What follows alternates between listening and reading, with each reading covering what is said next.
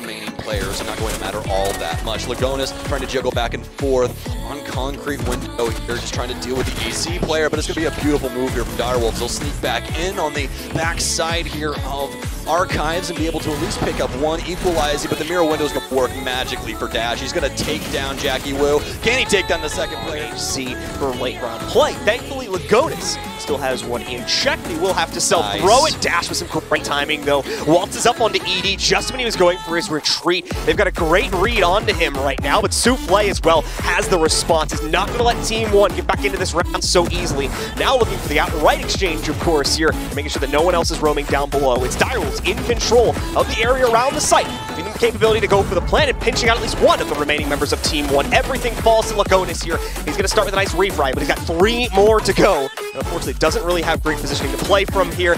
Anytime he peeks, he's going to have bullets coming his way. Yeah. Harambe going to throw in yet another stun as Souffle tries to add to the pile, but it's going to be Harambe to win it out as they try and pull a rabbit out of a hat.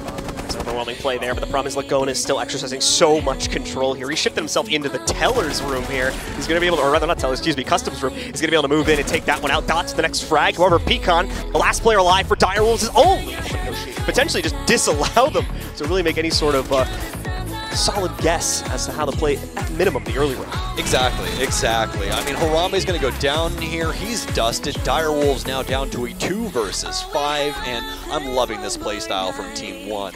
You guys more than likely recognize it at home, but they're being very aggressive to the outside of the building while it's also maintaining a very strong defensive standpoint around the site. And that's where Mira helps us, especially with like these mute jammers or Warden with RHC playing on site. Whole reason RHC only has 2 kills is because these opening engagements have been so easy for Team 1. They're just going to continue to take them. They're literally chasing ED outside. He wins the initial fight with the pocket F2, but he's got a long road ahead of him. Yeah, at this point, just stat padding for ED, so another kind of pseudo timeout because this round has unfortunately fallen by the wayside, so they're going to use this remaining 40 seconds.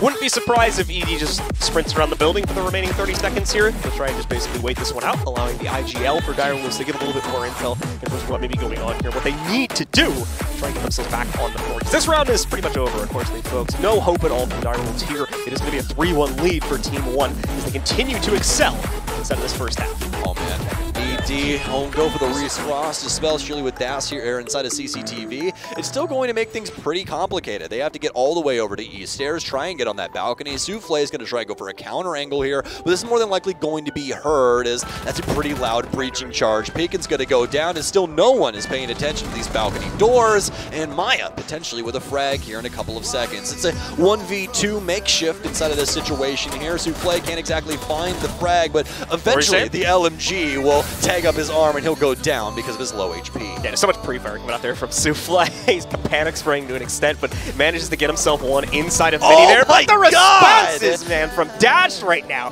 He's up to the triple on this round. 11-1, by the way, at the moment inside of the game here. He's going to try to make it 12 in a second, and he'll do it! Get a second kill on this entry in order to make up the difference to get themselves into the site. And Team 1, I mean, they don't even have everyone in the site. They still have top-down angles against this take. This is so rough for the Direwolves here as they walk their way in. We are going to see at least one trade come in from Pecan, but aside from that, no! A second one for Pecan as he's holding on here. Able to take out, he's got that second kill. Now it's ED that needs to step up here. Where's the interaction from him? Where's that sledge play going to come into the fold at? And they've lost case control here. Lagonis able to go 1-for-1, but again, the number kind of roam around over towards jail, and he's attracted quite a bit of attention by doing so. Oh man, this is going to be rough for ED. He's able to fend off the first and second player as well. Number 3, though, will finally catch him as inside of the closet we'll see Dash make his entry through the window, finally able to catch him through the soft walls. Dash, though, getting low. He might not survive. Looks like he was able to get himself away from it, though, as he loses about 2/3 of his health. Thankfully, it stays in play and will be available for another fight. That's Team 1, though, still at a bit of a deficit, a 3v4, as well as Dash's low HP. No Finko to bring it back up either, as Main was taken down.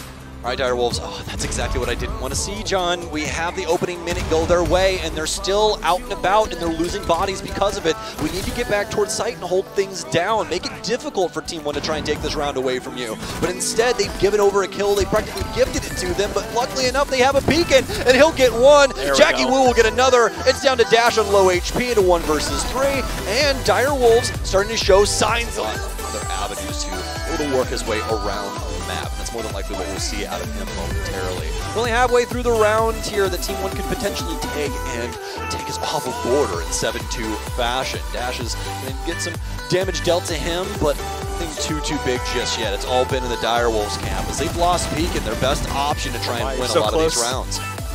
Maya here is not able to find this breach panel correctly, but Jackie Wu able to move out, and instead he lines up the shot versus Maya. Another play from Dash downstairs, though, and he's able to bring it down to a 4v1. Jackie Wu now left alone here. He's had a rough game so far, but he can be the hero this team needs. He needs to bring it back from a 1v4. However, it's just not going to happen, ladies and gentlemen. Team 1 take their first match of the tournament as they knock down the Direwolves in stunning fashion here.